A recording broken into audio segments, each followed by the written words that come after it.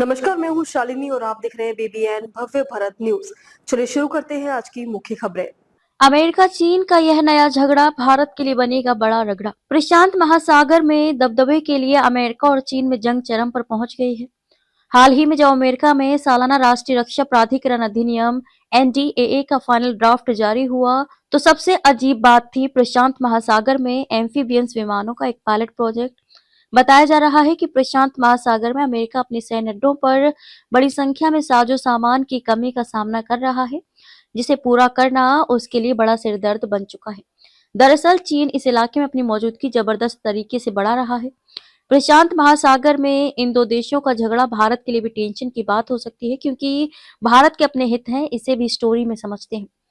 चीन से कैसे पिछड़ रहा है अमेरिका? द वॉर जोन की एक रिपोर्ट के अनुसार अमेरिका का ये नया पायलट प्रोजेक्ट शांति काल में रसद और खोज एवं बचाव के साथ साथ युद्ध काल में भी महत्वपूर्ण भूमिका निभाने के लिए बनाया गया है। प्रशांत महासागर के विशाल क्षेत्र में लगभग हर जगह समुद्री विमानों से पहुंचने की क्षमता का अभाव चीन का सामना करने के लिए पेंटागन की बढ़ती क्षमताओं में एक महत्वपूर्ण कमी है। रिपोर्ट के अनुसार कुछ समय तक तैरने वाले विशेष अभियानों के लिए बने MC-130J विमान को पेंटागन द्वारा इस समस्या का समाधान या कम से कम एक संभावित समाधान माना जाता था।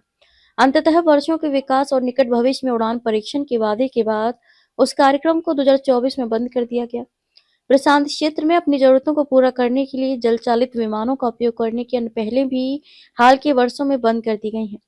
इस बीच चीन उन्नत उभयचर विमान क्षमताओं में निवेश कर रहा है। क्षेत्र में अमेरिका का सबसे करीबी सहयोगी जापान भी खोज और बचाव कार्यों और दूरस्थ समुद्री क्षेत्रों तक पहुंच बनाने के लिए बेहद प्रभावशाली उभयचर विमानों सिनमेवा US-2 का एक छोटा बेड़ा बनाए हुए है। ऐसे माना जा रहा है कि संघर्ष के दौरान ये दोनों प्रमुख क्षेत्रीय शक्तियां अपने ही क्षेत्र में लड़ रही होंगी। अमेरिका को लगभग एक सदी में अब तक के सबसे चुनौतीपूर्ण अभियान युद्ध का सामना करना पड़ेगा। तो अभी तक के लिए इतना ही। मैं शालिनी आपसे विदा लेती हूँ। अगली खबर में फिर मुलाकात होगी एक और खास खबर के साथ। तब तक के लिए बने रहिए बीबीएन भव्य भारत न्यूज के साथ। नमस्कार।